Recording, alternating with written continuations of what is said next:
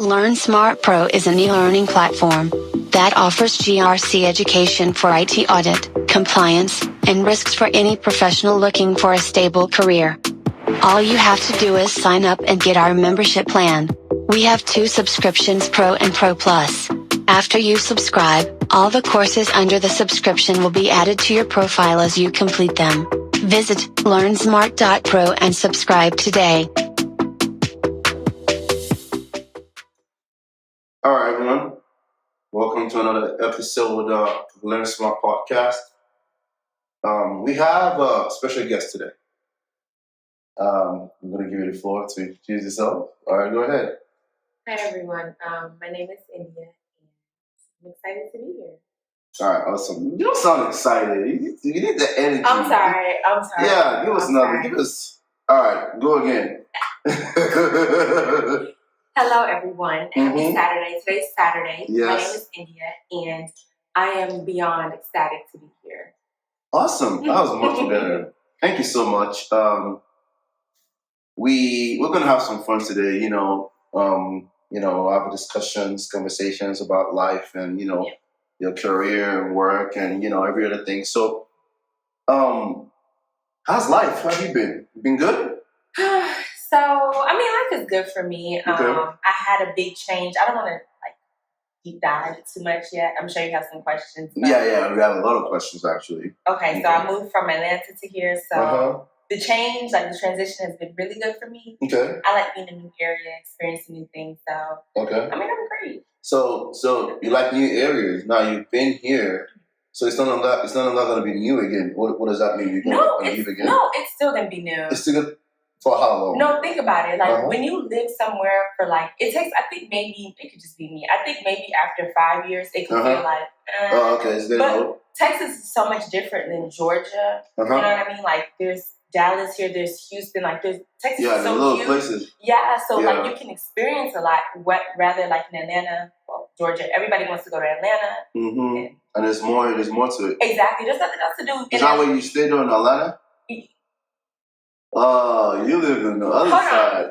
Hold on. Okay. So everybody that comes from that says they're from Atlanta, we're not really living in Atlanta. Right? You know what I mean? Mm-hmm. We live in the outskirts. Yeah. You might live in Jonesboro, Riverdale, Fayetteville, but we say Atlanta because I'm not gonna say I live in Jonesboro. Yeah, you know what I mean? That's the popular. I've seen Dallas. Exactly. Okay. Exactly. All right. That's good. Yeah. Awesome. All right. So we're gonna try to get to know you better. Okay.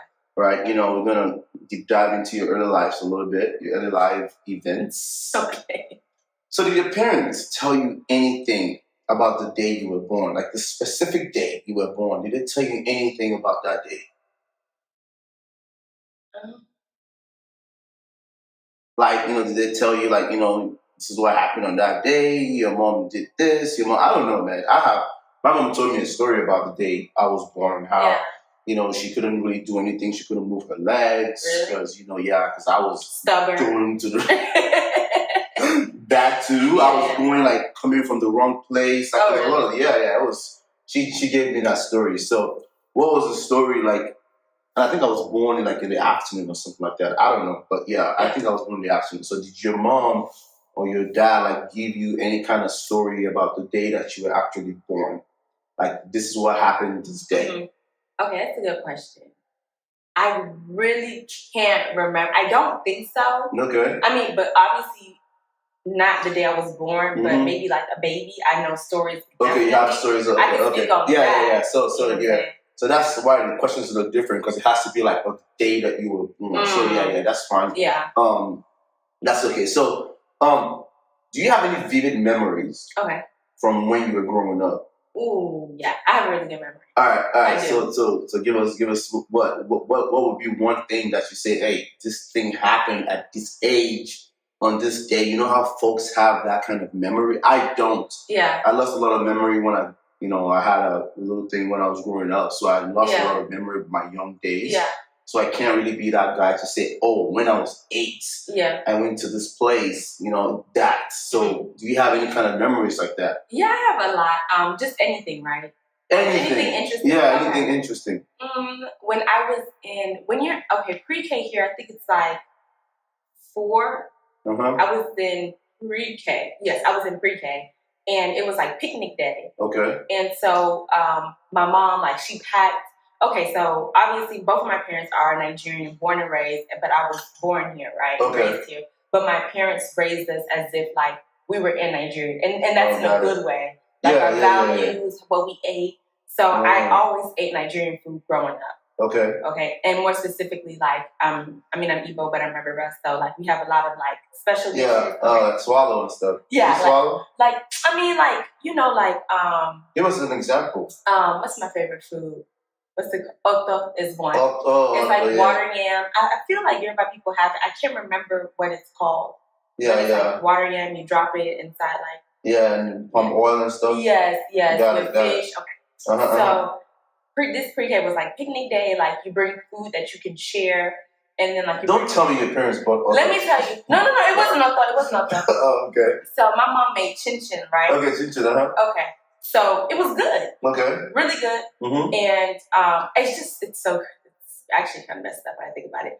And so I gave it to my teacher. Yeah. Obviously, everybody there is American. I'm probably the only Nigerian in that class, right? Okay. So I gave it to my teacher. She ate one. And she was like, oh, thank you so much. Tell your mom thank you. And she turned around and poured it in the trash. Oh, my days. And you saw that? I saw it. Oh, wow. I saw it. Why? Because it was too crunchy, yeah? Because it's not what they're used to.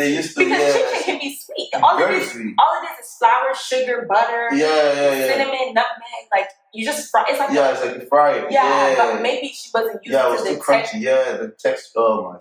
Yes, so she trashed it. And I was like... What? Because, growing up, like, I don't waste food even to this day. Not chin-chin. And you get? Yeah. So she trashed it. Wow. And I was like, what? At my small age, I was like, okay, maybe I knew they weren't. When you grow up, you just know when people are something and they're not. Right. I knew they weren't, like, Nigerian or anything for her to throw it away. And so I tell your mom, I said, thank you. Yeah. And I was so shocked. Like, I sat outside and I was so shocked. My mom had packed me my own, like, lunch box, big old 1990 lunch box. Wow. And I just sat out there and ate, and I was just like, why would she do that? Man. I was very sensitive growing up. Like, I cried a lot. So I was just there so sad. Like, why would they throw away my mom's food? Like, my mom took her time. I remember. To make it. Yeah, I really remember. It takes a long time to make that. Exactly. Yeah. So. Because you got to cut it into little small pieces and stuff. Yes. So. Oh, my Lord. That was a good one. Yeah, that taught me a lot, though. What did it teach you? It taught me that, like, everybody's just different. You know what I mean? Like, everybody doesn't like what you like. And it's such a, like, corny thing to say, like, at 4 years old. But, like, after that moment, I realized, like, you know what I mean? And I think I told my mom, like, she threw it away. Wow. And I think my mom was like, well, it's fine. It is what it is. They don't eat this stuff. Wow. So that is incredible. Yeah. So. That is incredible. So wow, someone threw it chin. As in a whole container. I'm joking. Okay, all right, cool. So do you remember the best gift that someone gave you when you were young? Who gave it to you, and what was that gift? I was young? Yeah. What's in your other life? So anything that right now is just about your life when you were young. The best gift that you got when you were little. Okay, let me think. Yeah. Because I did get a lot of gifts. Because you're a kid. You look like that person. I love that. No, we had a lot of gifts growing up. So what would have been the best one? The best gift? Yeah, the best gift that you got from someone. Okay. Growing up. Okay, I guess this is kind of a gift. I can't pinpoint an exact gift. Because I was kind of weird with gifts. Really? Yeah. Where to what way? Like, if you bought me a toy when I was little, my sister makes fun of me to this day. Like, if you bought me a doll or a baby doll, I would always play with it in the box because I didn't want to take it out the box. It's weird. I don't know. I really don't. So you never took it out? Or you Some never of took them, it out? for the most part, I didn't. Really? Maybe my baby dolls because I love babies, like actual babies. Oh, okay. Anything else, I'll keep it in the box and play with it. Inside the box? Wow. If it had an opening. Or if you had an opening. If it had an opening. Touch it from because the I box. wanted to stay neat and like. Inside the box. That sounds really stupid. inside the box? They know, you know what I mean. Do you re-gift this gift? No. Why do you keep it in the box? I don't know. I really don't know. And I can't remember if over time I just took them out, but I just did that. Okay. I just like the brandiness. But cool. So what would have been one gift that someone would have given you and you loved? Yeah. Okay, so I have a brother and I have more siblings, but I think it was like our 8th, 7th, and 5th birthday. And so my parents bought us a bouncy house. Like, not bought us a bouncy house, but the rented ones. Yes. Oh, really? Huge in front of the house. Really? And we just had... You guys have a party? Yes. My mom, my parents, they threw us a birthday party for me and my sister and my brother. Our birthdays are, me and my brother, we have a birthday 3 days apart, and then my sister's is 2 weeks from mine. So my mom, so my mom just threw us a trio together. Love it. So economical. No, seriously. Yeah. No, seriously. Yeah. Nice so it was really nice. She bought us a bouncy house, and I don't know. I guess that was a really good gift because a lot of people weren't. Their parents weren't buying them. You know how parties go. You know what I mean? Parties for young kids. It's just like your parents invite people over, and then they really just cater to their friends. But my parents really catered to us, like separate cakes. That's wow. Bouncy house. Like we had a blast. That's lovely. That's good. So let's try to know you a little better, right? So, what would you say that people misunderstand most about you? Okay. What would you say that people misunderstand most about you? Is this anything like just you personally that you've noticed or you've seen? Yeah. What would that one thing be? It's actually a couple things, but I would definitely say misunderstand about. Yeah. I'm trying to think of how to phrase what I want to say. A lot of people think I'm quiet, and I am quiet. I know I'm quiet. Yeah, I'm. only now I'll say this: I'm quiet, but only around. I'm not around people like I'm close with, or I have a good relationship with. Yes. But overall, I don't really say too much. Okay. Right, and because I don't say too much, I think people just take it as so many different things.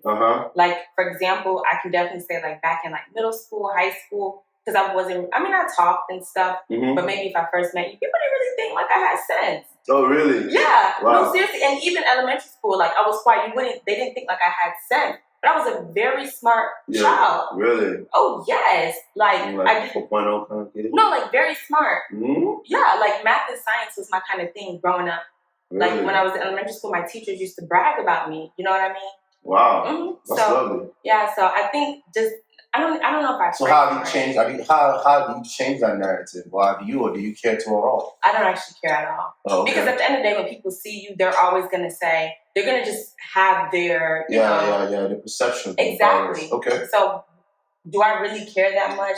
Are you paying my bills? Are you doing anything? You're not doing anything for me. I don't give a shit. Yeah. Okay.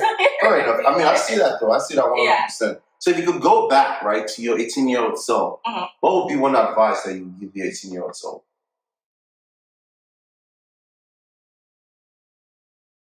If you go back to when you're 18. 18?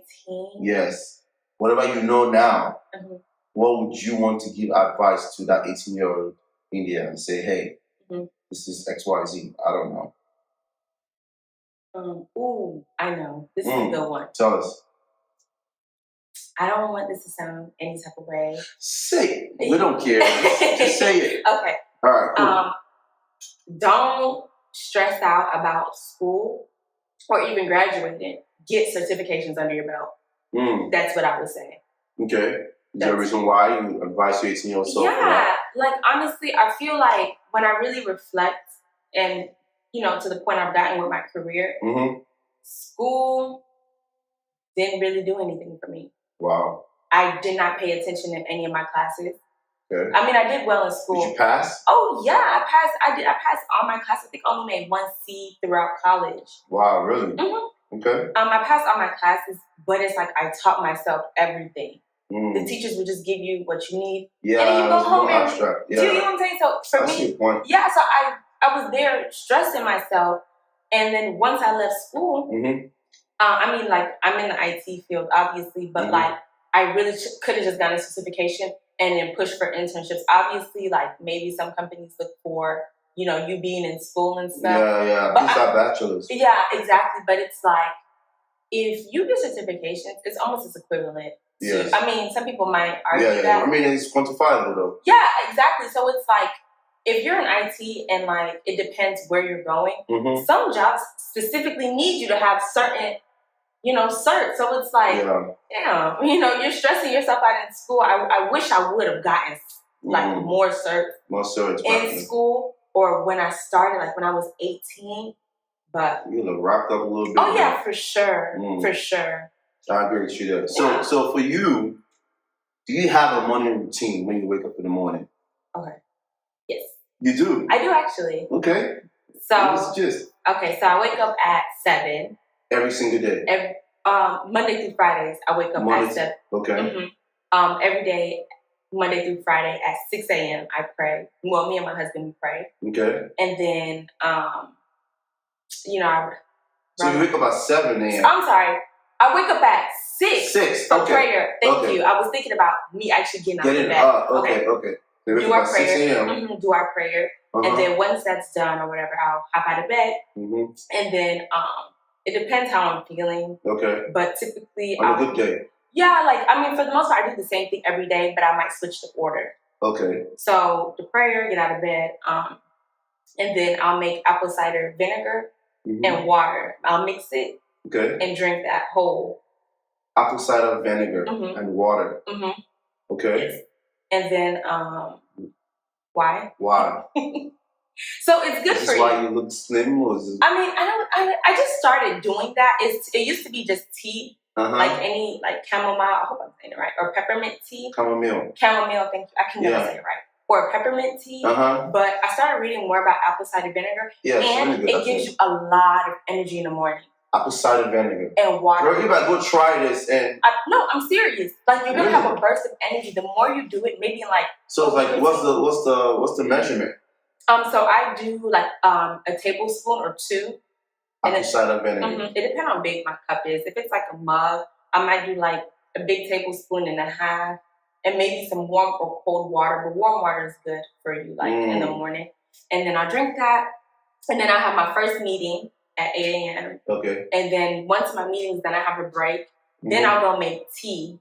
And then I'll have my tea or a juice. Like I juice fruit. Okay. So I'll have that because then I have another meeting. So if I'm hungry, I'll have the juice. If I'm not too hungry, I'll have the tea. So you drink the juice as your meal? Yeah, like it's not a meal. It's more like a no. It's like a quick snack because my meetings are back to back. Like I'm very heavy. Like my job is very meeting heavy. Okay. So I have the juice now. And once I'm done my meeting, because I always have 2 meetings every morning, 8 a.m., 8:45. 8:45. One at 8 a.m. and then one at 8:45. So the one at 8:45, how long is that? 15 minutes? It depends, but typically both of them. That's a weird time to have a meeting. 8:45. I work with people offshore, like in India and Sri Lanka. Oh, okay, so that's early enough for them. For them, okay, makes sense. Yeah, got it. So I'll have the juice or whatever after that, and then quickly take a shower, then have breakfast. Okay.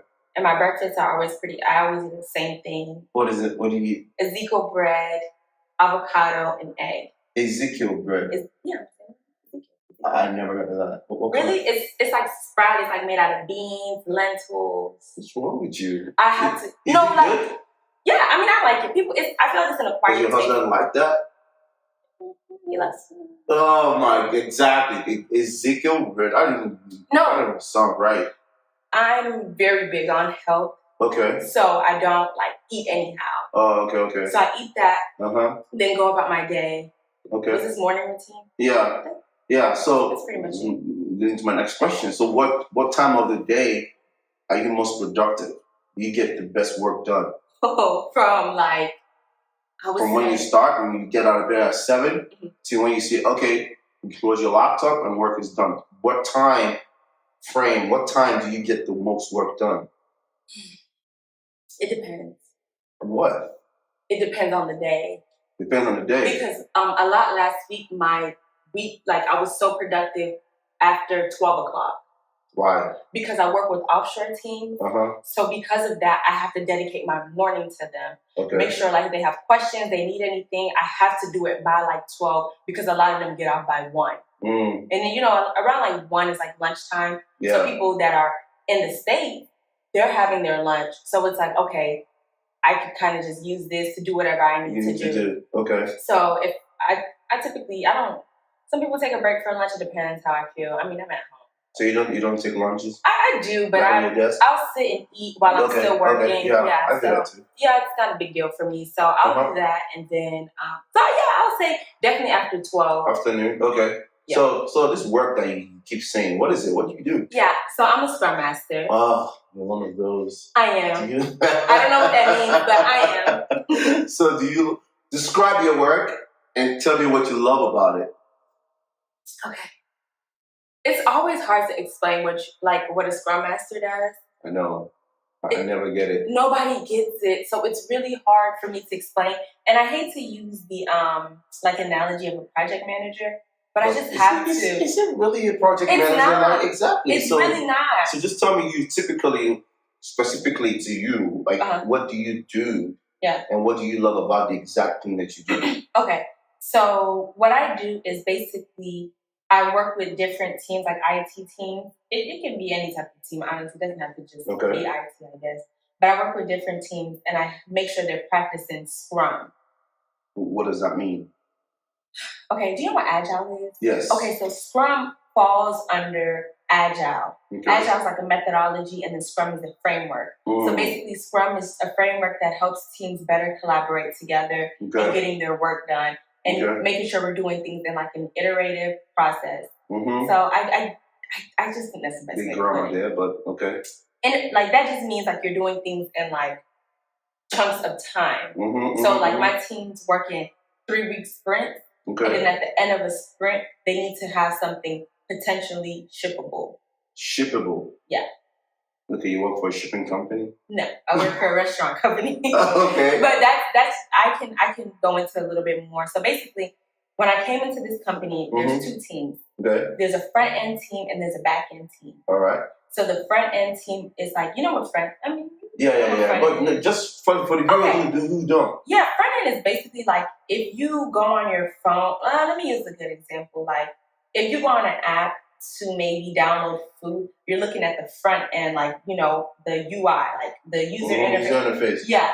So then I have a back end team who's actually the one building what's behind what you're seeing in the front too. Well, that team that does data, so they're the one driving the data behind what you're seeing. It's a lot. Okay. It's a lot. So what do you love about it? Okay, so what I love about what I do, and I think it could be different for everyone, but specifically for me, is being able to influence people. Okay. In what sense? It might sound corny, but like a lot of if you are in IT, maybe you're a developer or you work over like a team of developer with them, they are very quiet. Quiet in what sense? They don't speak. They just keep their head down and get their work done. Because they have so much to do. They have a lot to do, but they don't speak up. So there's a problem. What exactly? You want to have like a gist with them? What do you mean they don't speak up? So like there's problems. Every team has problems. Clearly. You know what I mean? Yeah. There's conflict, and it is what it is because there's different personalities and different people. It's always going to happen. So when I came on my team, there's so much there's communication issues. You know what I mean? Communication. Communication issues and just all sorts of things going on that don't even make sense, right? So I noticed that like somebody could say something like, "I don't like how long we're taking for PRs to get reviewed." They'll tell me that. And I'm like, who are you waiting for the PR? And they'll say, oh, it's this person. The most senior developer always reviews it. So I've been waiting on them. I'm like, did you tell them? They're like, no. And I'm like, why? And it's not one, it's every developer. I'm like, why are you not speaking up about it? And they're like, I mean, it's okay. I know they're busy. That's fear. So why are they scared of the person? What does the senior developer done or... Just because they don't talk too much? They just don't talk a lot. The people that I work with specifically, they don't really talk a lot. They need you to push them. So I have one-on-ones with them because I want to make sure, as a team, like, even though we're a team, we need to check on people individually as a Scrum Master. So if you're a Scrum Master, have one-on-ones with your teams. It's always good. Okay. So I was talking. I was talking with someone, and she said to me, like, ever since you joined our team, like, things have been so much better, and I really appreciate you, and I'm so glad to have you. Really? Yeah. She lied to you? I hope not. If you're watching this, I hope you weren't lying to me. So, no, she genuinely meant that, and she sent me a message and everything too. Okay. Why? Because you checked on her, and I don't know. Why did she say that? Because I helped her. I helped change who.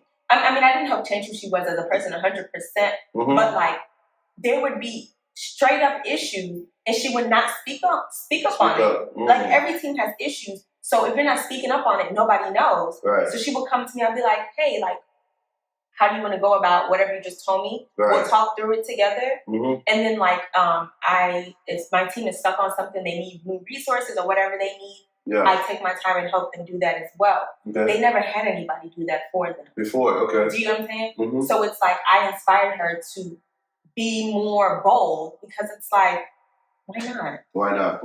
Yeah. Okay, I see your point. Yeah. So, what would be one lesson that this job has taught you that you think everyone should learn at some point in their life? What would that be? Oh, don't be prescriptive. What? Don't be prescriptive? Yeah. Okay, break it down. I hope that makes sense. No, break it down. Okay. What does that mean? Don't be prescriptive. So, my manager told me, I've never had a manager like hire me and just be so straight up. Okay. So my manager hired me, and he was like, "I really like you. Like, it took me 6 months to find you." Really? And he was like, "Do you know why I hired you?" I was like, "I mean, besides me being awesome, like, you know why you hired me?" He's like, "Because you're not prescriptive." What? Well, what did you mean? People, when you are going into a company, any position, obviously people want help, but don't go in somewhere acting like you know it all. So when he was interviewing me and asking me questions like how it would help the team, I wasn't like, okay, this is what they need to do. This is what we need to do. You need to do it like this, and that. No. I mean, everything could be different for different jobs. You know, doctors might have to. Doctors you might have to do that sometimes. But where I am and what I'm trying to do, that's not what you do. Because one, I'm coming in as a change agent. Okay. So I'm coming in to make change. So if I'm coming in, y'all need to do this right now, this, and that, nobody's going to do it. So how do you approach that? You have to get to know people. You have to build relationships. 100%, I agree with you. You have to build relationships, and that's what I do at my job. That's why they like me. Well, I don't want to say like, they like me so much. This lady, she's tooting our own horn. No, but I learned that too at work too. You do have to toot your own horn. Really? I'm in a leadership program at my job, and that's the number one thing. If you're a Black woman in tech, toot your own horn at work and outside of work, no matter what. Well, you heard it here first. You have to toot your own horn. I learned that from my leadership coach. Yep. Oh, so, okay. Yep. That's good. So don't be prescriptive. Yep. And toot your own horn. Interesting. So that's a backbone right there. So what do you think? What did you think you were going to be growing up? And why aren't you doing that now? I thought I was going to be a pediatrician. Pediatrician? That's doctor for kids, right? Really? What you mean? Pediatrician? Why? I loved kids growing up. Like, I just did. I always had baby dolls. Like, I was like the younger one out of like my cousins, sisters, like friend group. So they always like, go watch all the little kids. And I'm like, okay. So who are the little kids you were watching? Their younger siblings. I had a specific cousin who will always do that. She'll be like, watch my little sister. And I'm like, okay. And I never had an issue with it. Really? My younger sister, like, well, you know her. She's like 16, 17 now. I used to help take care of her. I never had an issue. Yeah. So why aren't you doing that? Life just happens. I mean, to be a pediatrician, you have to go to med school, right? That's what I'm saying. Life happens. Yeah. So you were not down for that. I wasn't down for that. I don't like blood, vomit. I didn't want to go to school. I cannot be in school. That long? I can't even go back to school now if you ask me to. So you don't like vomit. Yes, you like kids. I mean, it's different if it's your own kid. Exactly. Yeah. So I'm not saying I would like their vomit, but it's like I don't want to deal with blood. I can't. I don't have a heart to be a doctor. I just don't. Fair enough. Yeah. So you're trying to be a pediatrician, and now you're a Scrum Master. How does your mom feel about that? That's funny because I wanted to be a pediatrician. Then I wanted to be a physical therapist. Oh, so when I started college, I started off with the what's it called? Major is biology. Biology. Okay. You want to what's that came from Nigeria? As in, like, it's crazy. It's crazy. So I was like, freshman year, I was like, I don't want to do that. Yeah. I immediately was like, I don't want to do it. So I was like, what can I just choose that's gonna like? Everybody always has some deep story why they chose something. I don't have a deep story. I'm not gonna lie. I was just like, what can I do that's gonna be decent and make me money in life? Really? And you chose Scrum? I chose computer information system. Oh, so why didn't you use that? What was the goal for that? So you didn't even go to school for this pediatrician's thing. Like it's just clicking, right? Your bachelor's was in what? Computer information system. So at what point did you want to? Because people derail after they get to college. Like for me, I was trying to be a occupational a chiropractor or like a physical therapist. Yeah. So I actually went to school for sports medicine. Yeah. Right, but I didn't just ever use it. So you never ever went to school with the hope of being a doctor. I came in, I was like, okay, you know what? I'm gonna do physical therapy.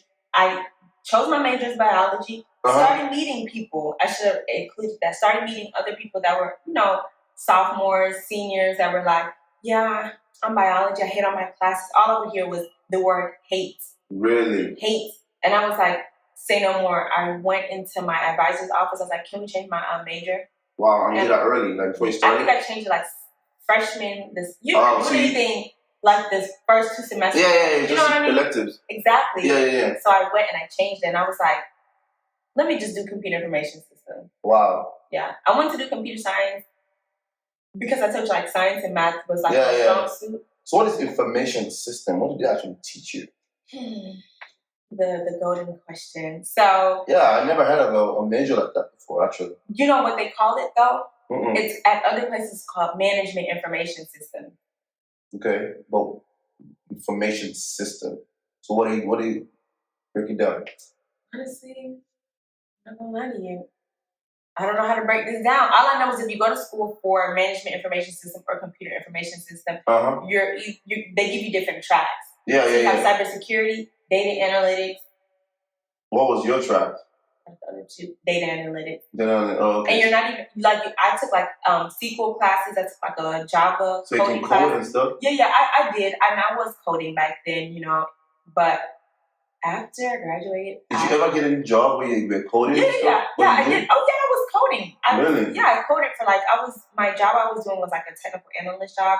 So I was coding for like a year. Really? Hated it. So you lost all that skill now, huh? I feel like it'll be easy for me to brush up on it, but I don't want to do that. You don't want to do that. So this Scrum thing that you did, tell the listeners, do you need a degree for it? Do you need any kind of thing for it? What do you need to become a Scrum Master at this day and age? If you want to be a Scrum Master, all you need is a certification. So you just need to get, there's so many Scrum certifications out there. Just pick the one that's best for you. I don't want to say get this one or get that one. Which one do you have? What cert do you have? I have SAFE. SAFE, okay. So let me say, SAFE is a pretty good one. Okay. You can get that one. It's not mandatory. It's a lot of companies are scaling, like they're becoming larger and they want to use something like SAFE, but there's a lot out there. Choose whatever you want. Do the certification and do a lot of research, read, try to get some experience under your belt. It's hard to kind of get experience as a Scrum Master.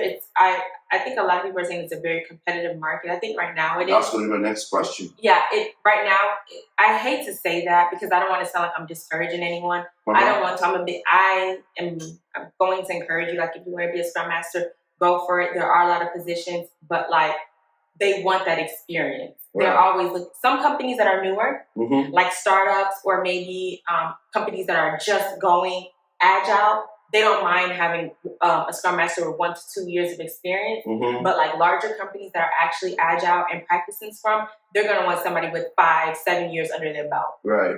So just get certified, know your stuff, know what you're talking about, make sure you tailor your resume to show that you're a people's person. Like, you have to be a people's person. Right. You know what I mean? Like, you can't come in and be quiet. Scrum Masters do most of the talking, most of facilitating. So you need to have like a good personality, at least at work. If you don't have a good personality at work, fake it. Fake it till you make it. No, yeah. I agree. Yeah. 100%. So that was going to be my next question, right? It's like, if you can take any certification, if there's so many Scrum certifications, and everyone, you don't need a degree to get into it, it's like, the market is going to be crazy. So how do people get in? How do people stay in? It's like... Yeah. One thing that I've learned about this Scrum Master job, a lot of people start off as project managers. They start off... Some people come in, like, some people might be a project manager. And they become a Scrum? And then they become a Is Scrum Master. Is that not a downgrade? No, not really. Really? No. I thought that when you're a Scrum, you're trying to be a project manager. No, it's two totally different positions. Oh, is it? For sure. Scrum Masters, we don't deal with budgeting, right? Project managers deal with budgeting, creating timelines. I mean, essentially, we help create timelines with like sprints and things like that. Yeah. But like a project manager is, I don't want to say Scrum Master is not important. Scrum Master is very much important because we help the team out a lot. But it's just two totally different things. Okay. I've seen a lot of people come in as a project manager and then transition to a Scrum Master. It's not like super hard for them. It can be a little bit challenging because typically a project manager can tell people what to do. Right. Scrum Masters, we can help you, you know, but we don't have that position, like that power. Exactly.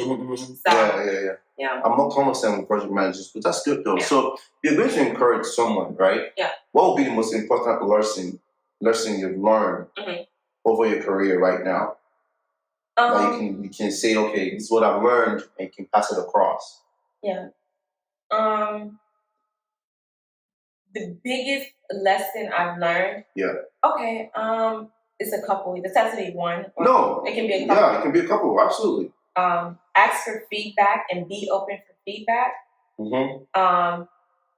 Hate to say it, but fake it till you make it. Now I'm going to talk about the fake it till you make it. Okay. Because honestly, I think what some people have a hard time doing is like, when you go to work, like you as a person, like you have your work life and then you have your outside of work life. Okay. In work, you're going to have to be fake sometimes. Because it's like at work, they want to see the best version of you. So if you're going into work, if like, let's say you're a lazy person. Right? Do not be lazy at work. Be fake. That's what I'm saying. You get what I'm saying? Yeah. So if you're lazy, do not be lazy at work. Be fake.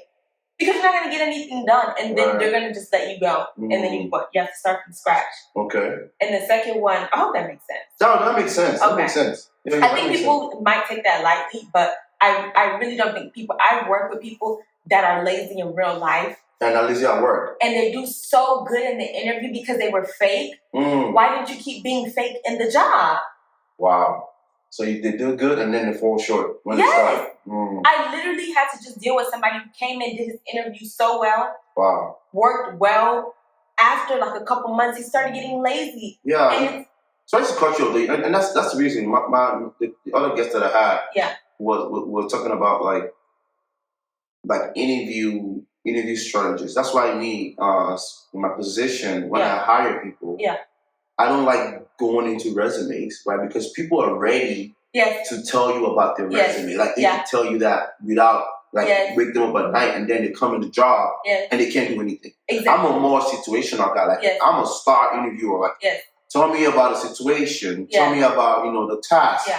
Because it's harder to fake that. Like, if you haven't done something, what I'm asking, when you give me a BS answer, I'm gonna know. That's a BS answer, right? So I've fallen a victim of someone who did great in an interview, and then down. And it's like, I'm not saying like when I say don't. I hope this is not coming off wrong. Like, don't be fake. Like, oh, you're a horrible person, whatever. Just what you did in the interview was fake. Everybody in the interview is fake. The interview is between two people bullshitting each other, is it not? Yeah. So keep that energy when you're working. And I interview as well too. So it's like there's people that I was interviewing, right? Right. They didn't even hide anything. Yeah, they're like, I don't know it. Not even that. I could just see who they were as a person. Like, oh, how would you go about doing this? Really? You get? So Wow. I already knew that person's character. So it's like, if you already faked it, just keep faking it until you make it. Right. So don't, so I hope that makes sense. Yeah, so what's the other one that you said? Be open for feedback and be ready to give feedback. Be open for feedback. And receive. Feedback. Thank you. Yeah. Yep, that's really, really big. So buttress, what do you mean by that? Like, so when you're working, I think sometimes like when everybody works, everybody just thinks they're doing a good job, which is fine. Okay. But it's like when you meet with your manager, and then you hear the gist. Right. You might start crying.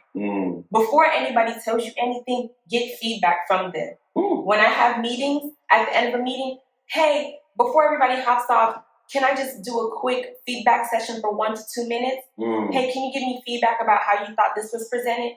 Can you give me feedback on how you thought this was done? Before my manager gives me feedback in our one-on-ones, hey, do you have anything, any feedback for me? Anything that I need to start doing differently? And then once they give you that feedback, do not be defensive. Just say, thank you so much. I'm going to apply what you just told me to whatever. I'm going to start doing this, and that. And I'm going to come back to you and let you know how I might change.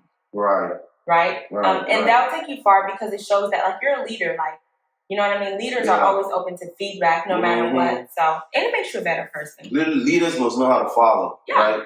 And so in your opinion, right, what would be the most important traits or personality or that someone needs to be successful in your business? The most important trait? Traits or personality or strength or something that you need to have to be very successful. You need to be a people's person. Oh, really? In my position? In your field, yes. Being a Scrum. Okay.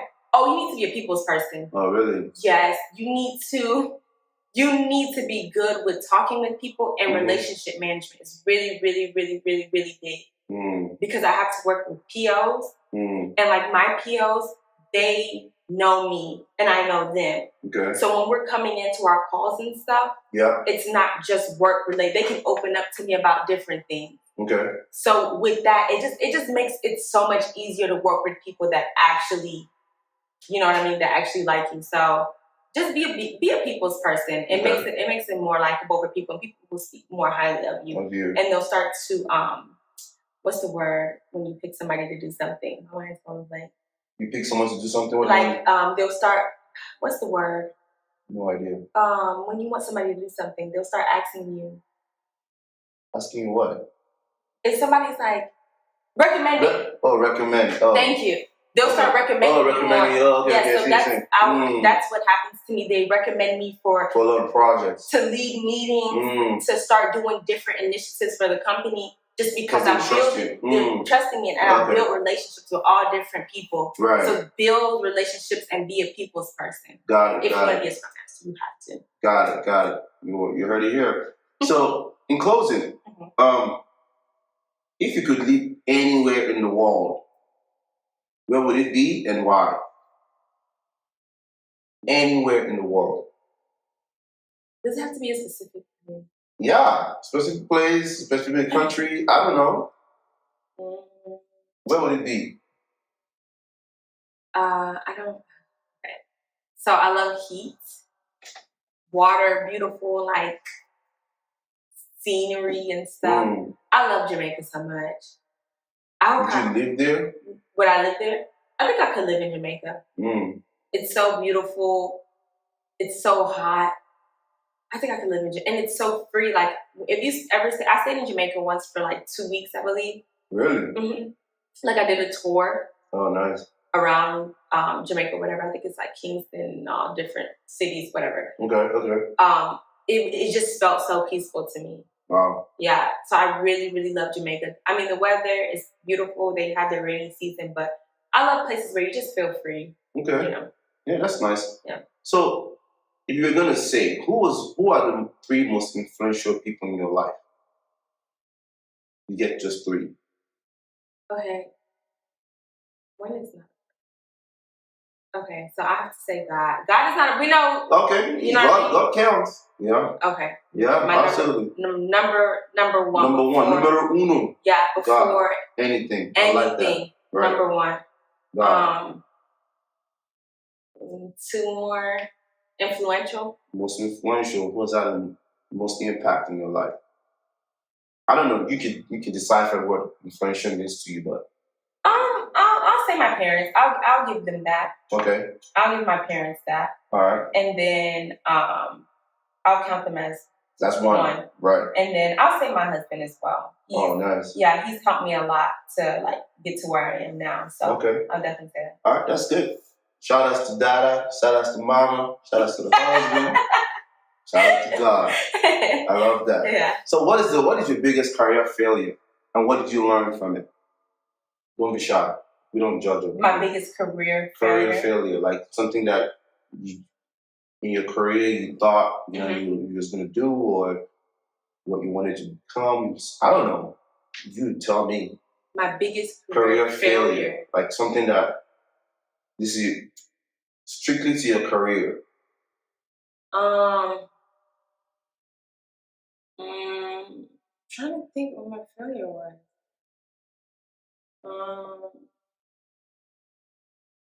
That's a really good question. I know. So what happened on there? Because I'm trying. Okay, so let me try to get more. Try to get more context behind it. Can you like deep dive a little bit more? Yeah. So I'll tell you one of mine. Okay. Right.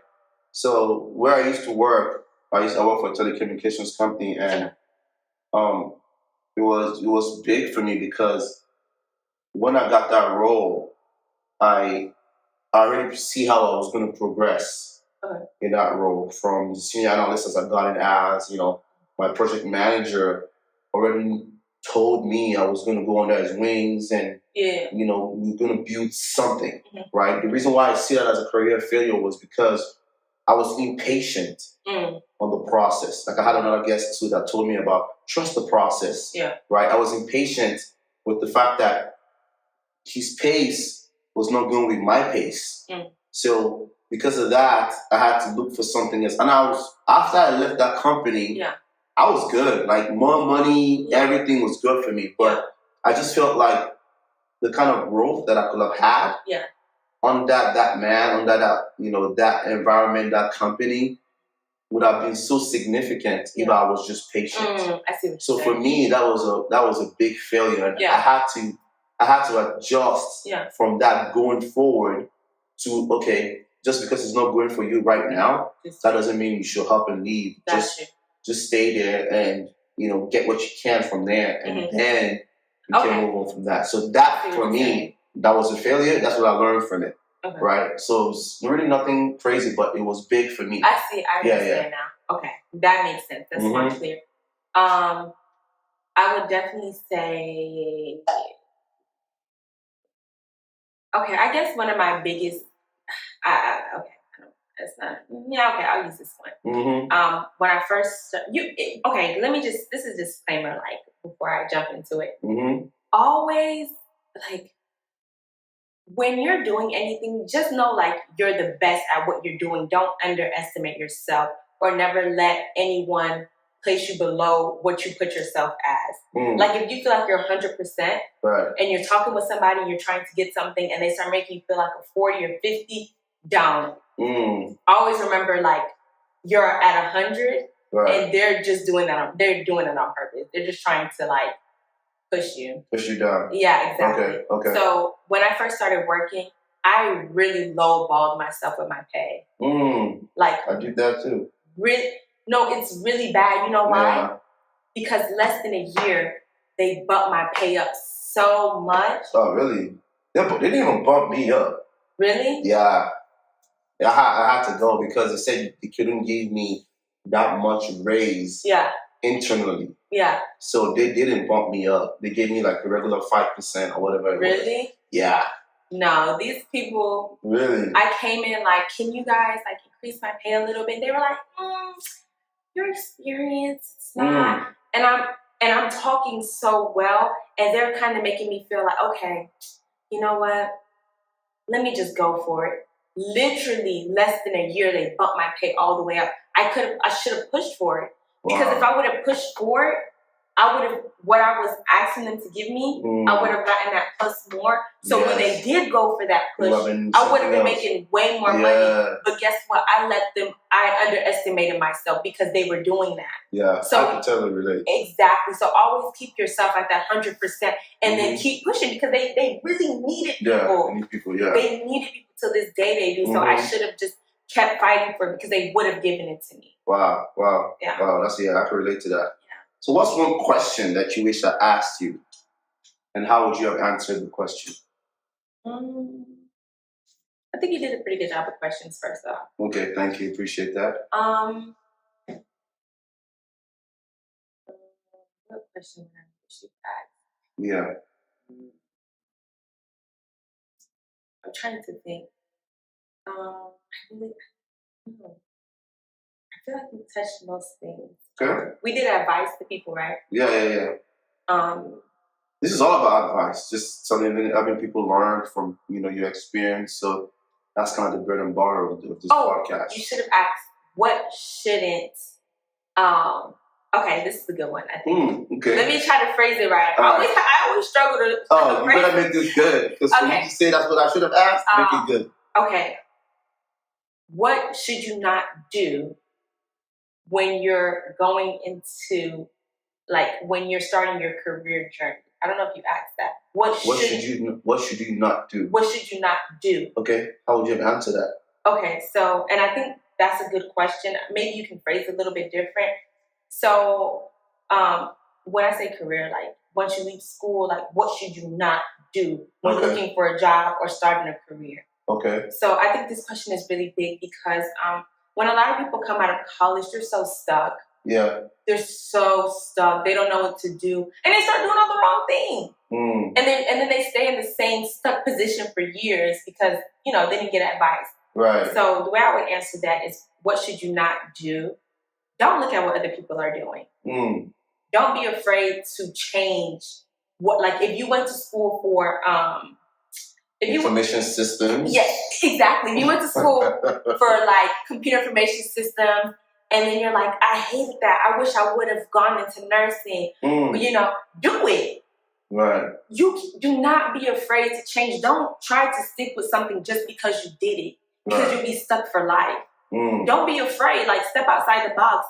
If you went to school for freaking biology and afterwards you're I really wish I didn't do that. I wish I would have went into IT. Go into IT. Do not be afraid and do not look at what other people are doing because that'll make you start to look at yourself what the heck am I doing? All my people are my age. Yeah. They're doing well. Better than you. Don't look at that because everybody trusts the process. Everybody has a different path in life. So when you start looking at what other people are doing, it'll make you feel less of yourself. And you're not. Everything for you is going to happen, but just at a different time. Right. So that's all I have to say. Hallelujah. Preach. So how smart are you from 1 to 10? What? How? Smart and what? Smart. In all ramifications. I'm pretty smart. So how smart are you from 1 to 10? I'm going to say a 9. A 9? So how old are you? I'm 25. So 25 years old, right? Yeah. If you were born 11 years ago and you're 25 years old today, how old would you be? Okay, you said... You're 25 years old, right? Okay. So if you were born 11 years ago, how old would you be? You're good at math, right? Yeah. Okay, so how old would you be? I was good at math. Oh, past tense. Okay. No, okay. Well, you are 9, right? So how old would you be? Okay, so if I'm 25, that doesn't even make any sense. It makes total sense. Okay, you're saying if I'm 25. You're 25? No, I'm not saying that. Okay. You're 25, right? If I was born... If you were born 11 years ago, how old would you be today? If I was born 11 years ago, I would be... I feel like what I want to say is wrong. So I'm going to think it's... You're 9. Don't let us take this 9 away from you. I'm sorry, I meant 3. No, I'm sure this is, everybody knows these questions that you think is the answer, but it's not. Answer the question. Okay. Then I was born 11 years ago. This is 30 seconds. I usually time people that when they take this let me do the math. 3, what? 4. Hold on, wait. 5, 13. 6, 7, wait, if you were... 8, wait, ask the question again. 9, dead. For real. Yeah, no, Talk about right there. Okay. Like 13. 13? Wait, you said if I was born 11 years ago. So yeah, you were born 11 years ago. You're 25, right? So how old would you be? I would be 11. So why you saying 13? Because, oh my God! Sorry, I had to think about it. No, I had to think about it. I had to think about it. Why you gotta think about that? Because I had to just make sure. Because sometimes, like, that's that second guessing. I was second guessing myself. Why are you second guessing yourself? You just tell people to trust in themselves and believe in themselves and y'all know you make it. Look, and now you say you're 9, and then you take freaking 5 minutes. No. But I had to really think about that. That's a joke. But if I was writing it down, I would have gotten it right. Okay, but you're not. So that's your excuse. Look, the answer was 11. I said 11. Oh my gosh. Great, man. So how can my listeners find you online? Are you on Instagram? Snapchat? I don't know. I'm not really a social media guy, but... I mean, yeah, I have social media, but I don't really, like... You don't want them to follow you. No, I don't really do anything on my social media, though. You don't give them that. I could give you a few thousand followers, man. But I'm not really into all that. Look, I'm not the type of person that's really big into social media. You're hiding something. No, I'm not. I just don't do anything. You're hiding something. Unless, like, you have questions, like... What if they did have questions? If you have questions, you can email me. Oh, my gosh. Okay, what's your email? No, seriously. What's your email? I'll put them up. They're going to see it on the bottom. NDIYAO. NDIYAO. At yahoo.com. All right, cool. Well, thanks for joining us today, Ndiya. It was a pleasure. Our conversation was wonderful. Again, this podcast is powered by LearnSmart.pro. Visit our website if you have any needs for IT audit training, risk compliance. Follow and subscribe our YouTube channel. All right? See you next time. Thanks, guys. Cheers. Bye. Bye.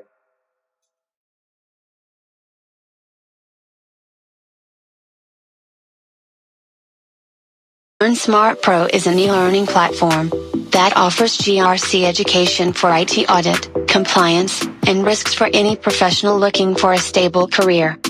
All you have to do is sign up and get our membership plan. We have 2 subscriptions, Pro and Pro Plus. After you subscribe, all the courses under the subscription will be added to your profile as you complete them. Visit LearnSmart.pro and subscribe today.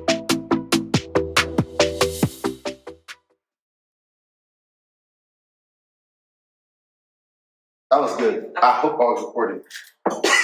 I really would be disgusted if you weren't.